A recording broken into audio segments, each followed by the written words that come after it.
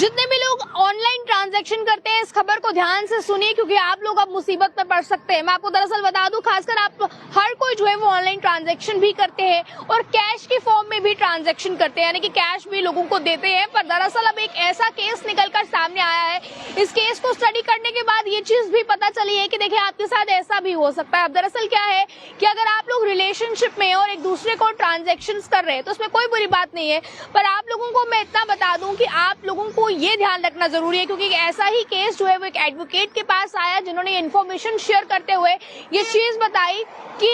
एक लड़का लड़की रिलेशन में थे और जब पैसे ट्रांजैक्शन करने की बारी आई तो लड़की ने 7 लाख रुपया जो है वो लड़के से मांगा, क्योंकि उसे चाहिए था, और लड़के ने जो है वो 3 लाख रुपया जो है वो उसको ऑनलाइन ट्रांसफर किया, और जो बाकी का पैसे हैं यानी कि बाकी के जो 4 लाख हैं वो उसे फॉर्म ऑफ कैश दिए।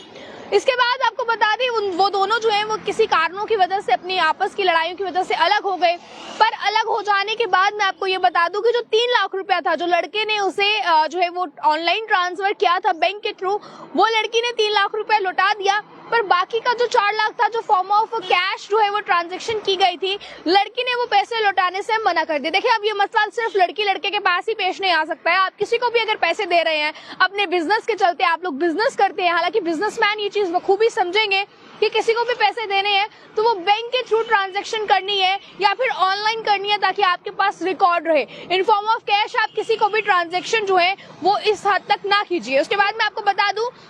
या आपके साथ भी हो सकता है अगर आप किसी को उधार पैसे देते हैं तो। अब दरअसल इस केस में क्या हुआ, इस केस की स्टडी करने के बाद मैं आपको बताऊं, इस केस में ये हुआ कि लड़की ने जो 4 लाख रुपया वापस देना था वो लड़की ने साफ तौर पर मना कर दिया, और जब लड़के ने उसे कहा कि मैं तुम्हारे ऊपर केस करूंगा तो लड़की ने उल्टा उसे धमकाया कि मैं तुम्हारे ऊपर केस करूंगी अगर तुमने मुझसे अब ये पैसे मांगे, क्योंकि तुम्हारे पास कोई प्रूफ नहीं है कि तुमने मुझे ये पैसे जो है वो दिए हैं। अब देखिए तो 4 लाख रुपया लड़की वो वापस नहीं कर रही है, अब वो जो है वो कोर्ट में केस चलेगा, उसके बाद ही फैसला सामने आएगा। पर देखिए लड़के के पास इस चीज का कोई भी प्रूफ नहीं है कि उसने उसे इन फॉर्म ऑफ कैश में वो जो है पेमेंट दी है, ट्रांजेक्शन की है। तो देखिए अगर आप किसी को भी ट्रांजैक्शन करते हैं, इससे आपको ये सबक लेने की जरूरत है कि अगर आप किसी को भी ट्रांजैक्शन करते हैं तो आप ऑनलाइन उसे ट्रांजैक्शन कीजिए। आप उसे यूपीआई के थ्रू ट्रांजैक्शन कर सकते हैं, उसे बैंक ट्रांजैक्शन कर सकते हैं। इसके अलावा ऑनलाइन ट्रांजैक्शन के माध्यम से जो कि फॉर्म ऑफ ट्रांजैक्शन आरटीजीएस कर सकते हैं, यूपीआई कर सकते हैं, आईएमपीएस कर सकते हैं, ईसीएस कर सकते हैं, एनईएफटी कर सकते हैं। ये तमाम ट्रांजैक्शन जो है ऑनलाइन ट्रांजैक्शन आप इस तरीके से, इस मोड से जो है आप उसको पैसे ट्रांसफर कर सकते हैं, जो है बैंक ट्रांजैक्शन कर सकते हैं। बट आप लोग किसी को भी पैसे दे रहे हैं तो बात ध्यान में ये रखिए कि आप लोगों को in the form of cash वो पैसे उसे नहीं देने हैं।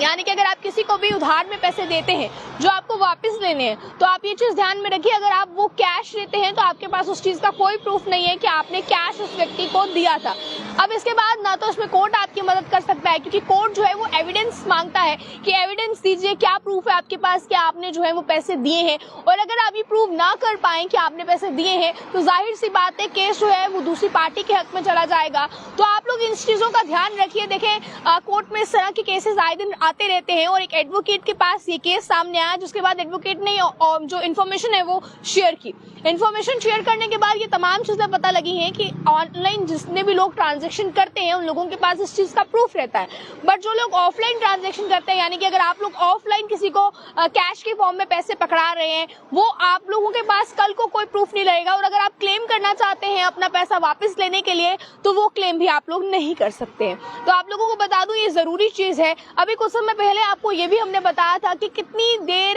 तक जो है वो आप लोग अपना उधारी दिया हुआ पैसा वापस ले सकते हैं। इसका भी कोई टाइम ड्यूरेशन रहता है, उस टाइम ड्यूरेशन के बाद आप लोग उनसे पैसे भी वापस नहीं मांग सकते। इसमें कोर्ट भी आपकी कोई मदद नहीं कर सकता है, यानी कि कुछ टाइम ड्यूरेशन रहता है, उस टाइम ड्यूरेशन के दौरान ही आप जो है वो उस व्यक्ति से पैसे भी वापस मांग सकते हैं। तो मैं आपको बता दूं फिलहाल तक की जो है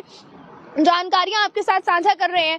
ये टाइम टू टाइम आप लोगों को चीज में नॉलेज में रखने की जरूरत है। अगर किसी को भी आप उधार पैसे देते हैं, कोई भी छोटा या बड़ा बिजनेस आप लोग कर रहे हैं, इसके अलावा या अगर आप किसी को उधार भी दे रहे हैं, चाहे वो आपके रिलेटिव्स में हो, फ्रेंड्स में हो, या आप लोग किसी के साथ रिलेशन में है, कुछ भी हो, तो आप जो है वो ऑनलाइन ही ट्रांसफर कीजिए। आप यूपीआई की मदद से ट्रांसफर कर सकते हैं, आरटीजीएस कर सकते हैं, आईएमपीएस कर सकते हैं, ईसीएस कर सकते हैं, एनईएफटी कर सकते हैं या फिर बैंक ट्रांसफर भी कर सकते हैं। तो आप लोग इस मोड का जो है वो अपनाएं इस मोड को, ताकि आगे चलकर अगर आप अपने पैसे वापस लेना चाहें क्लेम कर सकते हैं। अदरवाइज कैश की फॉर्म में आप क्लेम नहीं कर सकेंगे तब तक जब तक आपके पास कोई इस चीज का प्रूफ ना हो। तो आप लोग ऐसे ही महत्वपूर्ण जानकारियों के लिए बन रहे अर्ली टाइम्स के साथ इस खबर को ज्यादा से ज्यादा शेयर कीजिए ताकि इस चीज को लेकर हर कोई अवेयर हो सके। मुझे कैमरा पर्सन गुलशन को दीजिए इजाजत। जय हिंद।